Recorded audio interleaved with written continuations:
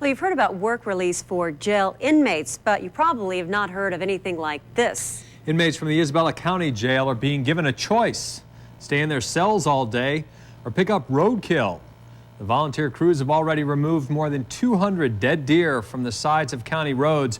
The sheriff says it's a win-win situation. The inmates benefit, and so does the community. I had a woman call me and complain about no one would pick up the deer, so that's why we started it. We don't want the kids to have to see them, and we don't want the residents or the citizens that are coming into the Mount Pleasant area to have to see dead deer carcasses laying all over the place. Oh, it gets me outdoors. It's nice out, you know, and I just like it. You know, it's just what I guess I kind of got to liking it.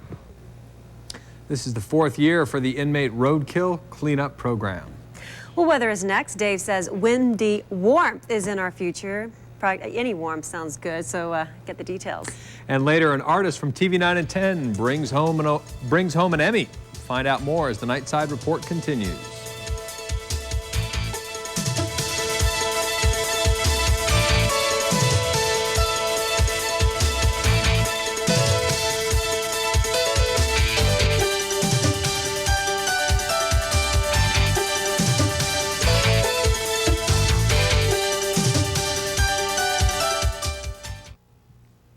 All right, we left you a minute ago talking about clear air, clear skies over the lower peninsula especially.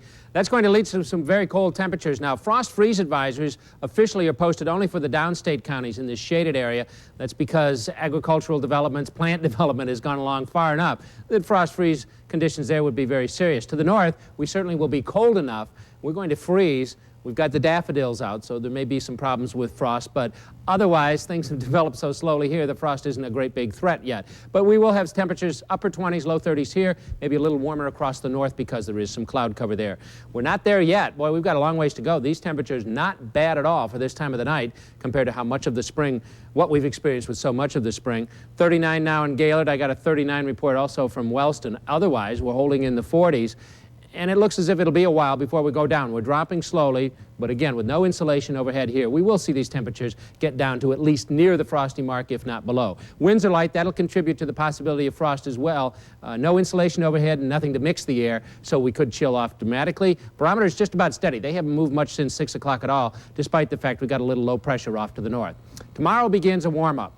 And unlike the previous weeks when we said, well, it's going to warm up, we think there's a chance of some cold at the end, we don't have any forecast information now suggesting colder air later on this week. Just this steady warm-up. We're going to begin tomorrow. Upper levels of the atmosphere will warm by tomorrow afternoon dramatically and on into tomorrow night. We'll start with sunshine, then move to the clouds. Looks as if we'll hold off the rain until tomorrow night and especially into Wednesday morning. But at that point, even along the surface, we're going to start bringing in these warmer temperatures, and looks as if we may see some 70-degree readings before the week is out. But we do look for warm rains, maybe some thunder showers there on Wednesday. Temperature profile, highs today, 40s and 50s.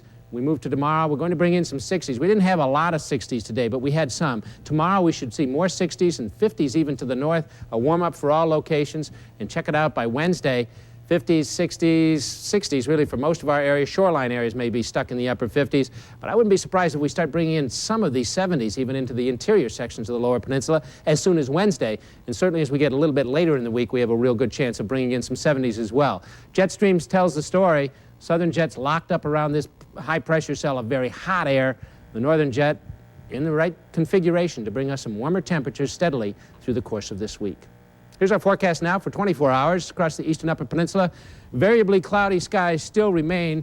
I think there may still be a chance of a sprinkle up there, though no ground reports are suggesting that, but it's a possibility. There will be more and more clearing as we go through the night.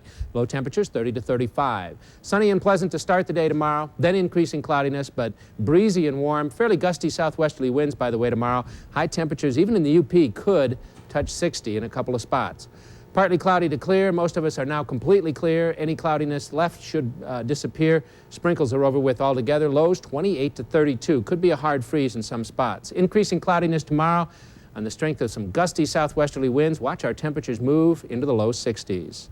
And for our central counties, Pretty much clear skies now, maybe a few patches of cloudiness left, but clear skies are the rule for the night. Low temperatures again down in the hard freeze range, 28 to 32. Increasing cloudiness tomorrow, chances of rain even by evening hours and maybe into the late afternoon, but gusty southwesterly winds with temperatures into the upper 60s. Well, sounds like it's going to be warming up for a game of golf or for a bike ride. I haven't had a chance to play golf yet this year because it's been too darn cold for me. And I haven't ridden my bike yet this year. I know you have, but you'd like some warmer temperatures. Right, I've done both. I'd like to do it in warmer weather. Yeah. Unlike the previous, 3 weeks on Mondays, we've said, oh, some warmer temperatures coming. We don't see cold air at the end of this warm-up, so maybe it's going to come and stay this time. Maybe. We'll see. Okay, but we won't count on it. Yeah, don't count on it yet, but count on some warmth at least for the rest of this week. All right, thanks a lot, Dave. Well, still ahead in sports, Scott will have a preview of the Red Wings' must-win playoff game. Get the details. Next on the Nightside Report, students are twisting and turning, learning pitfalls of drinking and driving. Stay with us.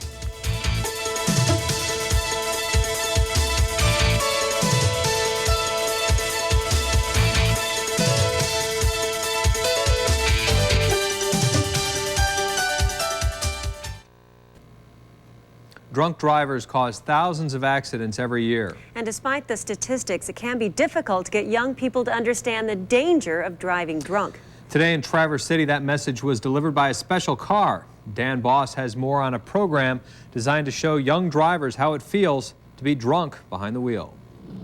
Whoa, you just lost control. Bring it back under control. Jeez. Let's get to the hospital. Fortunately, this young driver won't have to go to the hospital because he only lost control in a simulator. The Chrysler Drunk Driving Simulator is a computer-equipped car that simulates the slow reactions of drunk drivers by delaying the response of the car's steering and brakes. Once they're in this vehicle, all of a sudden, you can see their knuckles get white and their eyes get bigger. They know it's serious once they get in the car. You're sober and your car's going out of control. It's a scary feeling. The simulator was at Traverse City Senior High as part of a drunk driving awareness program involving students from 4 area schools. Drivers got to take 1 lap of the course sober and a second with the computer altering the car's handling. All students think they're invulnerable, that nothing affects them. And here they truly see that having 1 or 2 drinks really does affect their ability to drive. I found out it's not easy getting around the course when the computer tells the car you're legally drunk. Off the road. 1 pass through under normal conditions, but now I have a .14. And he's all over the road. And I am having a real tough time controlling this car. Here comes a trooper. Well, it gives you a good idea of what it's like, and it's kind of scary. I can tell you right now, I'm definitely not going to drive drunk. Organizers of the event scheduled it to fall just before proms and graduation. They're hoping the experience with this simulator will get teens to stop and think before they drink and drive. In Traverse City, I'm Dan Boss for TV 9 and 10, the news leader. The drunk driving simulator will visit about 130 high schools around the U.S. this year. Scott Michael Trager in with sports, and for the last 3 games, the Red Wings have had a real rough ride. They're trying to change that. They've got to change it. They have to change it. They have 2 chances, well, actually 1 chance at a time to change it. First tomorrow night, then, of course, Thursday night if they win tomorrow night.